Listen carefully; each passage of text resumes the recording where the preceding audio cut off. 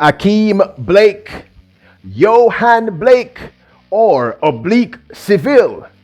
Who will win the men's 100-meter title at the Jamaica National Trials 2022? Welcome back to the channel, people. Welcome back to the channel. If this is your first time here, thank you for making it Peter Lloyd World. Now, go ahead, please hit the subscribe button so we can continue to grow. When you do that, go ahead and hit the notification bell so you know when the next video drops, which is once a day here on Peter Lloyd World. Also, if you enjoy the content, hit that like button. And finally, leave your comments after this sports analysis where we take a look at and we break down the races. So, are you ready? Yep. Good to go. Finally, on Thursday, June the 23rd, the highly anticipated 2022 Jamaica National Trials begins at the National Stadium. The best of Jamaica from across the globe will assemble to battle for the honor of representing the country at the World Athletic Championships, which will take place in July of this year in Eugene, Oregon, in the United States. Certainly one of the marquee events of the national trials will be the finals of the men's 100 meters. We here at Peter Lloyd World believe the battle will be down between three persons: Yohan Blake, Ackeem Blake, and Oblique Seville. If he does turn up at the trials, we also need to look at a young man by the name of Davonte Burnett, who recently ran a 9.99 on the collegiate scene. He runs for USC in the United States and now reps for the island of Jamaica.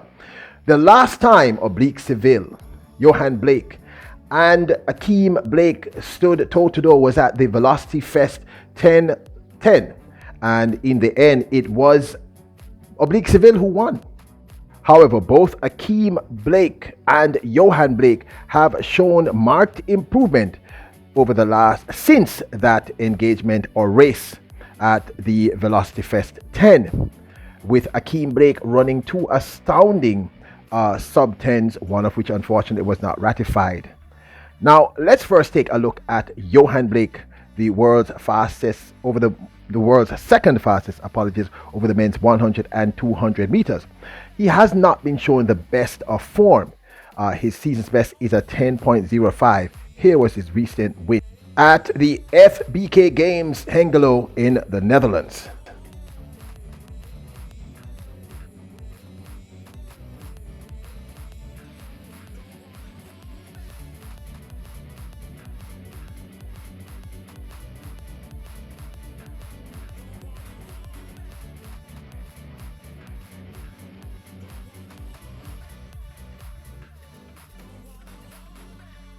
Blake's winning time of 10.11 was not very impressive, however, but it was his first major win. Then, of course, there's Ackeem Blake. Ackeem Blake has recently ran two very impressive sub-10s.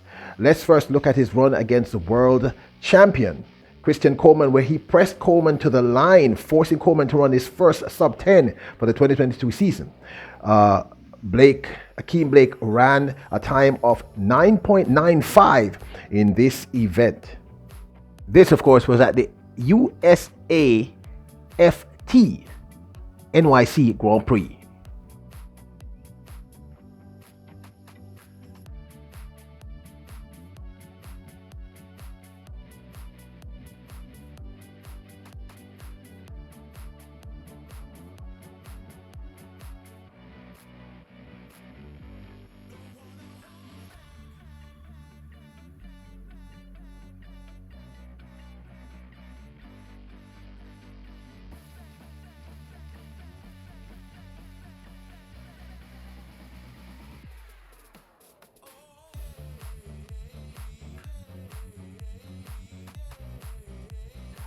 Blake took down Marvin Brace in this race, who came third behind Ackeem Blake, who ran that 9.95.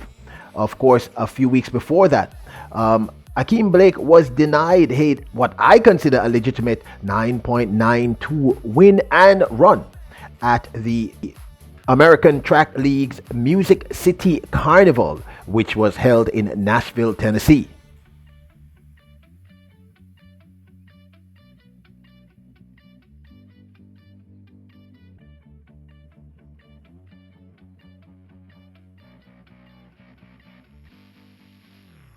These two sub 10 runs by Ackeem Blake shows a degree of consistency, and what I am most impressed with and was most impressed with outside of this is raw speed and technique was the fact that he pressed Christian Coleman with absolutely no regard and or respect for the world champion, and that's an important thing to see in a budding track champion himself.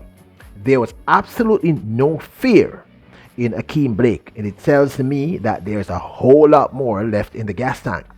Then, of course, there is the young man who now holds the second fastest time for the 2022 season, a phenomenal time of 9.86. The remarkable Oblique Seville, who we started to talk about from last year when we saw him in the semi-finals at the Tokyo 2020 Olympics. Oblique Seville 9.86 is a seriously impressive time. This is him laying down that time. Of course, this was at the Jubilee Series, which was held at the National Stadium.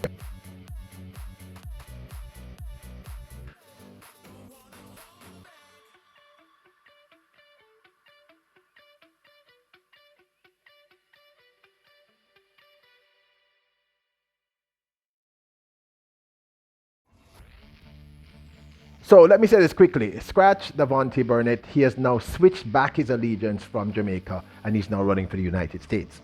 So here's the thing.